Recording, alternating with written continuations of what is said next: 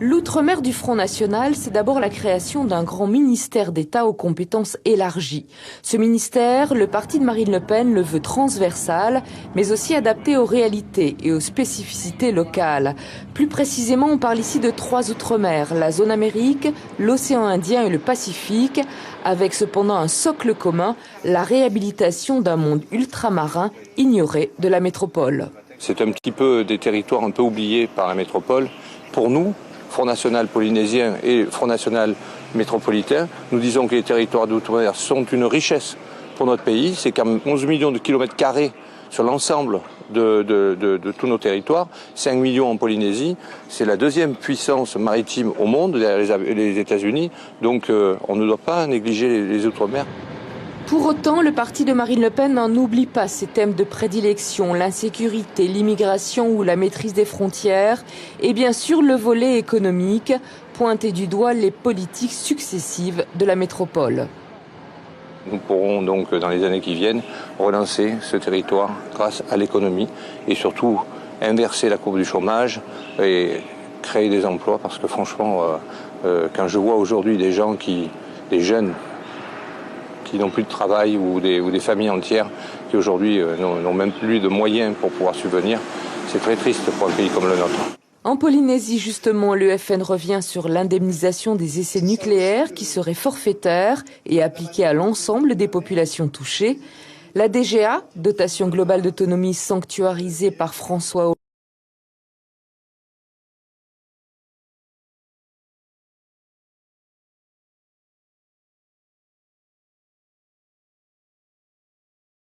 étudiées, bref, des mesures pas encore chiffrées, mais qui ressemblent bien à un programme électoral. Oui, Alio, bonsoir. Bonsoir. Bienvenue. Vous êtes l'un des vice-présidents du Front National et député européen. Alors tout d'abord, une réaction sur la démission de Manuel Valls. Est-ce que vous vous attendiez à cette candidature ? Je crois qu'elle était annoncée et à partir du moment où François Hollande lui-même renonçait à se représenter, je pense que Manuel Valls, qui est pétri d'ambition, nourrissait l'espoir de pouvoir se présenter lui-même. Maintenant, je ne comprends pas ou je ne vois pas comment un Premier ministre en exercice, qui est comptable du bilan des années passées, pourrait demain faire des promesses ou tenter de mener un projet qu'il a été incapable de mettre en place lorsqu'il était Premier ministre. Alors des primaires à droite, des primaires à gauche. Est-ce qu'un jour il y aura des primaires au Front National ? Non, parce qu'elles sont contraires à l'esprit de la Ve République. Si le général de Gaulle était encore vivant, je pense qu'il serait très surpris par le devenir de ces institutions et notamment du parti qui se revendique du gaullisme, en l'occurrence des Républicains. L'élection présidentielle, c'est le lien entre un président ou une présidente et le peuple, sans passer justement par les partis politiques.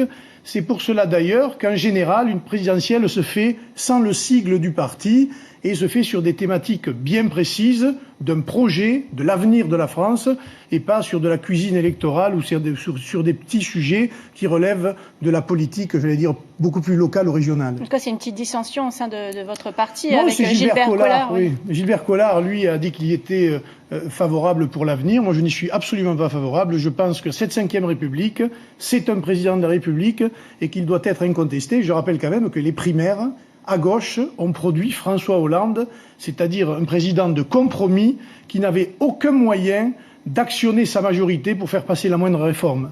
Alors, votre cheval de bataille, c'est le contrôle de l'immigration. Vous pensez que ce discours peut séduire les Polynésiens ?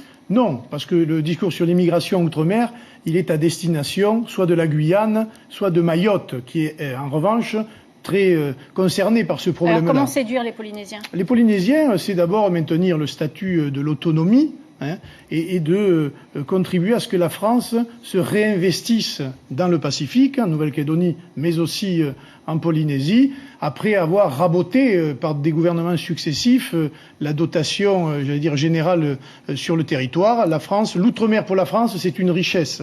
Notre ami Minardi, qui est le représentant local de la Fédération de Polynésie, avec Tenati et Front National Polynésie, l'a relevé 11 millions de kilomètres carrés. C'est parce que la France a cet outre-mer qu'elle est une puissance à l'échelle du monde. Donc, si demain elle devait se retirer sur son précaré hexagonal, elle serait, croyez-moi, une puissance bien faible. Donc vous basez votre discours plutôt sur l'économie bleue. Vous parliez du maintien de la Polynésie française au sein de la France, où vous définissez comme souverainiste. Oscar Temaru aussi est souverainiste. Il prône la décolonisation et l'indépendance, notamment aux Nations Unies. Alors seriez-vous prêt à aller dans son sens si vous accédiez au pouvoir? Écoutez, il y a ici des habitants dans les îles qui ont une vision de ce qu'est la France. Je pense qu'ils ne veulent pas de l'indépendance. Quant à M. Temaru, qui est un homme politique respecté ici dans le territoire et que nous respectons, je pense que son discours est un discours passéiste qui date des années 50 et qui relève un peu des pays à la cubaine en quelque sorte, d'une dialectique crypto-communiste, on va dire, qui n'est plus d'actualité. Aujourd'hui, le monde a beaucoup changé. C'est un monde où il y a beaucoup de dangers. Et l'intérêt de la Polynésie, c'est d'avoir une grande puissance, si je puis dire, en protection de son espace maritime, mais aussi de son économie, parce que sans une puissance qui aide la Polynésie et tous les territoires de Polynésie française, eh bien, je pense que ce sont les habitants qui en paieraient le prix, notamment en matière sanitaire, d'infrastructures ou même en matière de tourisme. Oscar Temaru qui cherche des parrainages pour être candidat à l'élection présidentielle. Vous aussi, vous en cherchez, j'imagine. Des maires des Tuamotu vous soutiennent. Qui sont-ils ? Vous verrez, ils se mentionneront eux-mêmes une fois qu'ils auront décidé de passer à l'acte, en quelque sorte. Pour l'instant, ce ne sont que des promesses, des premiers contacts. La dernière fois, il y avait eu 4 signatures sur le territoire de Polynésie. J'espère que nous doublerons la mise, et peut-être plus. C'est en tout cas les vœux que je formule pour l'avenir. Un dernier mot sur la défaite de l'extrême droite en Autriche. Qu'est-ce qui a manqué, selon vous, à Norbert Hofer ? Écoutez, je n'en sais rien. Les Autrichiens sont souverains. Ils se sont choisis leur président de la République. Mais je regarde, en revanche, en Italie, c'est le non au référendum qui l'a emporté contre l'Union européenne et contre M. Renzi. Merci beaucoup, Louis Alliot, d'avoir accepté notre invitation ce soir.